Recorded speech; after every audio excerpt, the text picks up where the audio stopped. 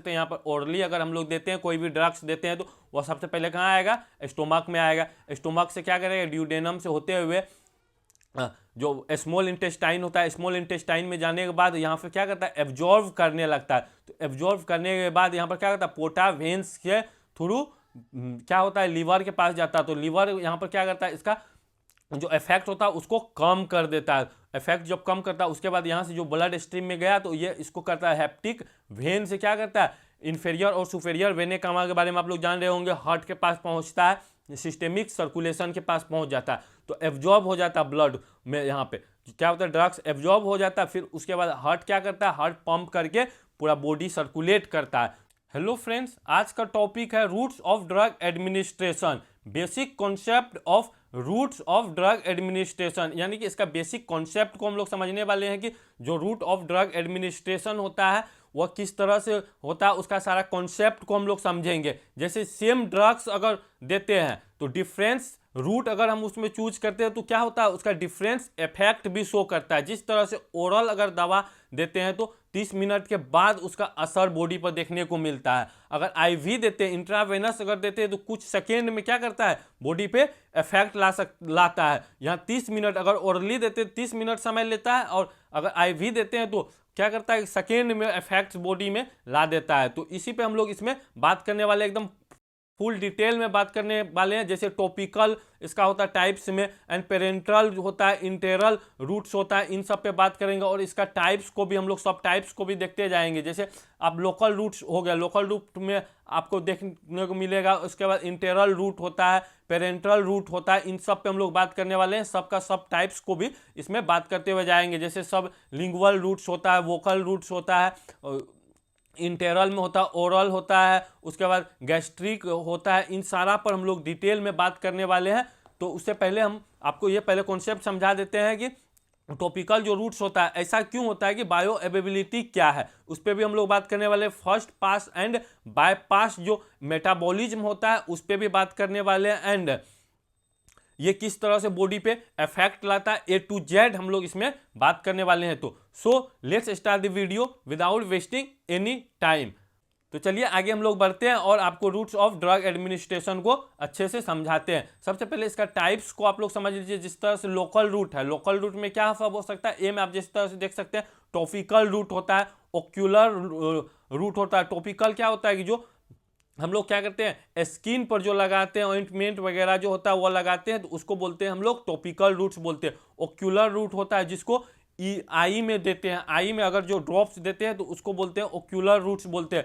Otic एक होता है रूट जिसको ईयर में दिया जाता है। उसके बाद नेजल रूट होता है, इंटा आर्टिकुलर रूट होता है जो ज्वाइंट वगैरह में देते हैं, वह होता है इंटरआर्टिकुलर रूट। उसके बाद स्पाइनल रूट होता है जिसमें स्पाइनल एनेस्थेसिया आप लोग सुने होंगे, वह होता है, उस पर भी बात करने वाले हैं। एंड इसमें आप लोग देखेंगे, फिर हम देखेंगे हमारे पेरेंटल रूट जो होता है। देखिए इंटेरल रूट एक होता है, एक पेरेंटल रूट होता है। इंटेरल का मीन्स क्या होता है कि इंटेरल रूट जो आपको यहाँ पर दिख रहा होगा, इंटेरल का मतलब क्या होता है, इंटेस्टाइन, यानी कि जो इंटेस्टाइन से होकर के जाएगा उसको इंटेरल रूट बोलेंगे। जैसे ओरली अगर लेते हैं तो क्या करता है, सबसे पहले माउथ से स्टोमक में जाता है, स्टोमक से इंटेस्टाइन में जा करके वहाँ पर एब्जॉर्ब होता है, एब्जॉर्ब होकर के वह जाता है कहाँ, लीवर के पास। तो लीवर क्या करता है, उसका बायो अवेलेबिलिटी कम कर देता है। तो वो बायो अवेलेबिलिटी पे भी हम लोग बात करने वाले हैं कि किस तरह से ये इफेक्ट लाता है। जैसे अगर कोई भी ड्रग्स का पोटेंसी 100% है तो अगर ओरल रूट से जाएगा, इंटेरल रूट से जाएगा, तो वह क्या होगा, उसका पोटेंसी कम कर देगा। यानी लीवर के पास जाने के बाद लीवर में ये, उसमें एक खासियत ये होता है कि जो भी टॉक्सिक बॉडी में जाता है तो उसको न्यूट्रलाइज कर देता है।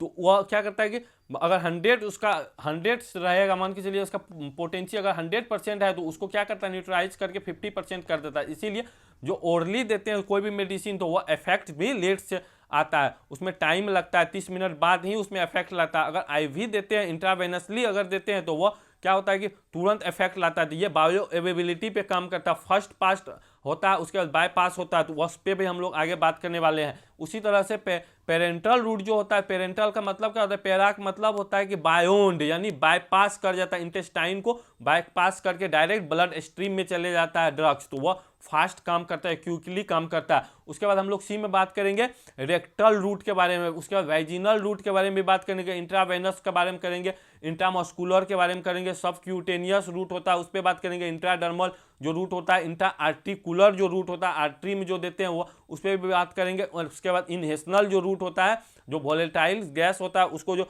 इनहेल करवाते हैं लंग्स के द्वारा, वह भी उस पर भी बात करने वाले हैं। एंड इंट्रापेरेंटियल जो रूट होता है उस पर भी बात करेंगे, पेरेंटल जो एब्डोमेन में होता है उसमें किस तरह से देता है, इन सब पे हम लोग डिटेल में बात करने वाले हैं। तो चलिए आगे हम लोग बढ़ते हैं।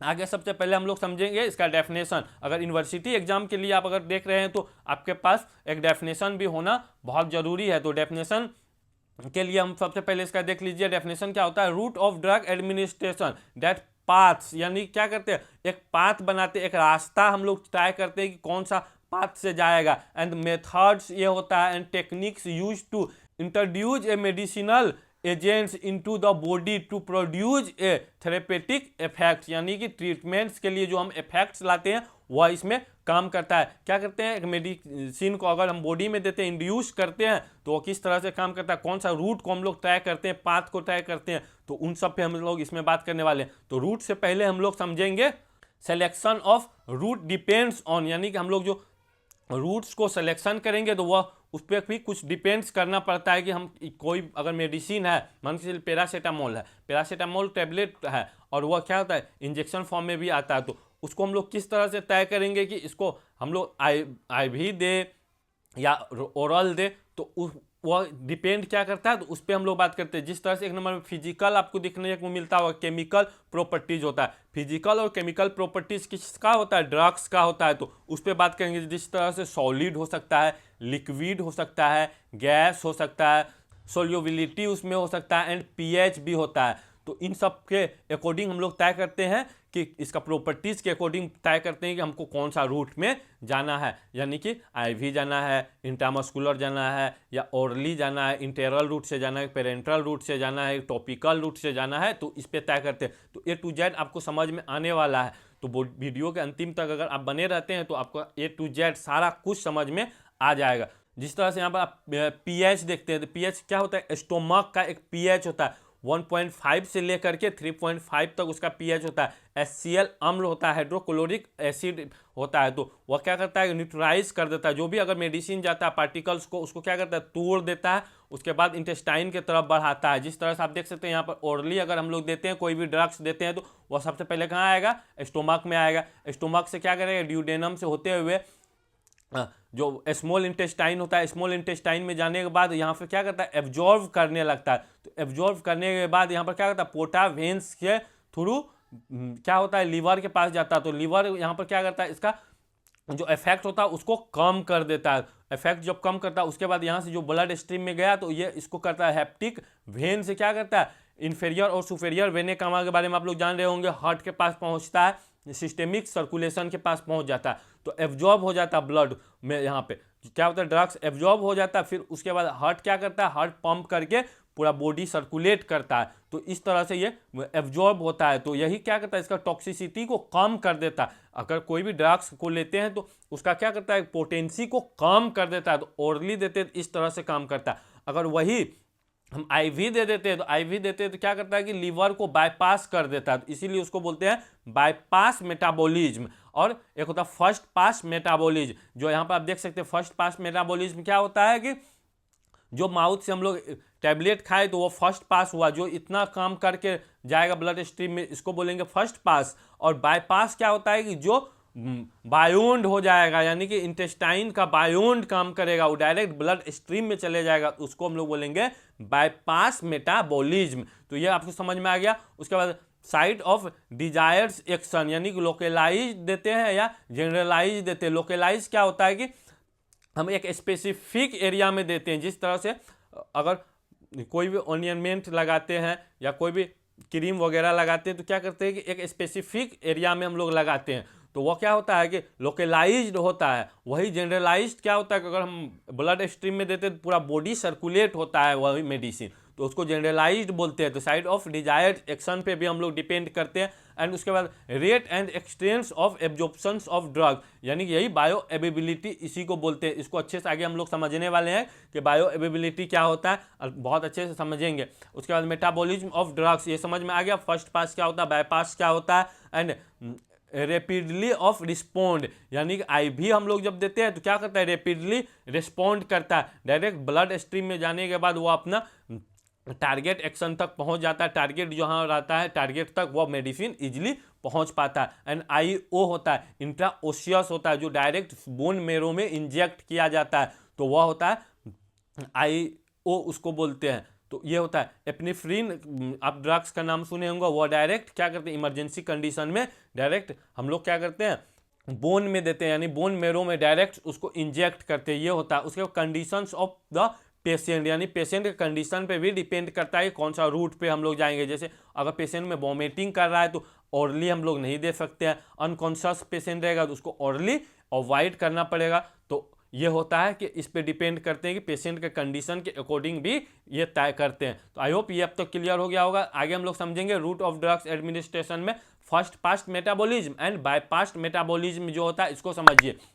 फर्स्ट पास्ट जो metabolism is the presystemic reduction of drug concentration by enzyme in the liver और गट वॉल, यानी अब देखिए यहाँ पर क्या करते हैं, जो भी एंजाइम होता है वो क्या करता है, प्री सिस्टेमिक से होकर के, यानी कि जो सिस्टेमिक हमारा जो सर्कुलेशन होता है उससे पहले यहाँ पर क्या होता है कि लीवर के पास जाता है, उसके बाद गट के पास जाता है। गट मीन्स क्या, इंटेस्टाइन, या इंटेस्टाइन का वॉल तक जाता है उसका कंसेंट्रेशन। तो इसी को हम लोग बोलते हैं फर्स्ट पास मेटाबॉलिज्म, यानी कि ऑरली अगर हम कोई भी टेबलेट यहाँ पर दिए तो ऑरली ये क्या हुआ आगे, सबसे पहले कहाँ पर आएगा, तो यहाँ पर स्टोमक में आएगा। स्टोमक से कहाँ पर जाएगा, तो यहाँ पर इंटेस्टाइन में जाएगा। इंटेस्टाइन से फिर क्या होता है, इंटेस्टाइन से होकर के लीवर के पास जाता है, उसके बाद फिर सिस्टेमिक सर्कुलेशन में ये पहुँचता है। तो इसीलिए इसको बोलते हैं हम लोग फर्स्ट पास मेटाबॉलिज्म। ये टाइम लगाता है, टाइम ड्यूरेशन भी इसका अधिक होता है। जितने भी टेबलेट खाते हैं ये सब फर्स्ट पास मेटाबॉलिज्म करता है। उसके बाद क्या होता है, बाईपास मेटाबॉलिज्म होता है। Bypass is the avoidance of the process to maximise bioavailability, यानी इसमें क्या होता है, बायो अवेबिलिटी बहुत ज़्यादा रहता है। वो क्या करता है कि लीवर को बाईपास करके डायरेक्ट जो सिस्टेमिक जो सर्कुलेशन होता है वहाँ तक ये पहुँच पाता है, यानी ब्लड स्ट्रीम में ये फाइनली पहुँच पाता है। तो ये होता है, ये अब तक आपको क्लियर हो गया होगा। चलिए बायो अवेबिलिटी को भी हम लोग समझ लेते हैं। बायो अवेबिलिटी क्या होता है कि बायो अवेबिलिटी सबसे पहले समझिए, word is made of two words bio, एक है bio and availability. Bio means क्या होता है, लिविंग ऑर्गेनिजम्स, यानी कि लिविंग जो हमारे बॉडी में जो भी सेल है वो क्या है, लिविंग है। तो बायो आपको समझ में आ गया। अवेबिलिटी मीन्स क्या होता है, टू बी प्रेजेंट, यानी कि जो ड्रग्स दिए हैं वह क्या है, प्रेजेंट है बॉडी में। जितना हम लोग पोटेंसी का ड्रग्स दिए, मान के चलिए एक टेबलेट है, ये टेबलेट अब तक आपको क्लियर आ गया होगा। तो ये अगर हम दिए तो इसका 100% अगर पोटेंसी है तो ये क्या करेगा, इसका बायो अवेलेबिलिटी यही होगा, 100% होगा। अगर ओरली देंगे तो इसी का बायो अवेलेबिलिटी कम हो जाएगा। जिस तरह से इस ग्राफ में आप समझ सकते हैं कि ग्राफ में टाइम्स है, यहाँ पर टाइम आपको दिखा रहा होगा। उसके बाद प्लाज्मा कॉन्सेंट्रेशन ऑफ ड्रग, यानी ड्रग क्या करता है, प्लाज्मा के साथ बाइंड करता है, तो इसमें आपको दिख रहा होगा। तो यहाँ पर आपको ग्रीन में जो दिख रहा होगा, ओरल अगर कैप्सूल हम लोग देते हैं, यानी ओरल और टैबलेट देते हैं, इसका देखिए बायो अवेलेबिलिटी क्या होता है। तो यहाँ कॉन्सेंट्रेशन बहुत कम करता है और ये समय जो टाइम ड्यूरेशन बहुत अधिक ले रहा है। तो इस तरह से ये होता है। वही अगर इंट्रावेनस देते हैं तो इंट्रावेनस क्या करता है, बहुत फास्ट करता है, कम समय में ये बॉडी पर इफेक्ट बहुत ज़्यादा ला पाता है। तो ये होता है this means the availability of drugs from इस डोजेस फ्रॉम द प्रोड्यूस इस थेरेपेटिक्स एक्शन, यानी कि जो हम ट्रीटमेंट्स के लिए जो एक्शन दिए हैं, एक्शन करना चाहिए, वह इस तरह से ये प्रोड्यूस कर पाता है। तो इसका रूट के अकॉर्डिंग हम लोग बायो अवेलेबिलिटी के परसेंटेज भी देख सकते हैं। इंट्रावेनस अगर देते हैं तो 100% इसका बायो अवेलेबिलिटी रहता है। इंट्रामस्कुलर देते थे 80 से 100% होता है। सब क्यूटेनियस देते हैं 80 से 100% रहता है। ओरली अगर देते हैं तो 5 से 100 रहता है। तो इसमें क्या होता है, अब जो इसका बायो अवेलेबिलिटी रहता है वह कम हो जाता है, रिड्यूस कर जाता है। तो यही होता है। उसके बाद रेक्टल रूट से जो देते हैं, एनस रूट जिसको हम लोग बोलते हैं, उससे अगर देते हैं 30 से 100 होता है। तो इसमें भी जो रेक्टल रूट्स होता है तो उसमें भी डिपेंड करता है। अगर अपर साइड में देते जो रेक्टल होता है तो आगे हम उसको भी समझाने वाले हैं। इनहेशनल एक होता है जो हम लोग लंग्स से देते हैं, माउथ से अगर कोई भी वोलेटाइल एजेंट्स को अंदर की तरफ भेजते हैं तो वह क्या होता है कि इनहेशनल कहलाता है, इनहेल करता है। तो इनहेल करता है तो उसका भी परसेंटेज कम होता है, वह भी मैक पे डिपेंड करता है। मिनिमम एल्व्यूलर कॉन्सेंट्रेशन होता है तो उस पर डिपेंड करता है, जिसको मैक बोलते हैं। उस पर भी हम लोग वीडियो बना दिए हैं, तो उस पर भी आप जाकर के देख सकते हैं, उसका भी लिंक आपको डिस्क्रिप्शन में दे देंगे, तो आप मैक को भी समझ सकते हैं। एंड सबलिंगुअल होता है, सबलिंगुअल जो जीभ के नीचे जो ड्रग्स को रखते हैं वह भी बाईपास कर जाता है, यानी कि बाईपास होता है। जो टैबलेट होता है बाईपास होता है, यहाँ पर कैपिलरीज होता है वो एब्जॉर्ब करता है। इन सब को हम लोग डिटेल में पढ़ने वाले हैं आगे, तो आपको क्लियर समझ में आएगा कि क्या होता है, किस तरह से ये एब्जॉर्ब होता है, ये आपको क्लियर हो पाएगा। आई होप ये वीडियो अब तक आपको समझ में आ गया होगा। अगर ये समझ में आ गया होगा तो नेक्स्ट वीडियो को भी आप जरूर कवर कीजिएगा। इसका जितने भी टाइप्स होता है, टॉपिकल टाइप्स को देखेंगे, इंटेरल के देखेंगे, पेरेंटल का जितने भी टाइप्स था उन सब को हम लोग आगे कवर करने वाले हैं। तो पार्ट 2 एंड पार्ट 3 भी आप जरूर देखिएगा। अगर हमारे चैनल पे आप नए हैं तो चैनल को लाइक एंड सब्सक्राइब जरूर कर दें और अपने दोस्तों के साथ इसे शेयर जरूर कीजिएगा। तब तक पढ़ते रहे, प्रैक्टिस करते रहे। Thank you for watching.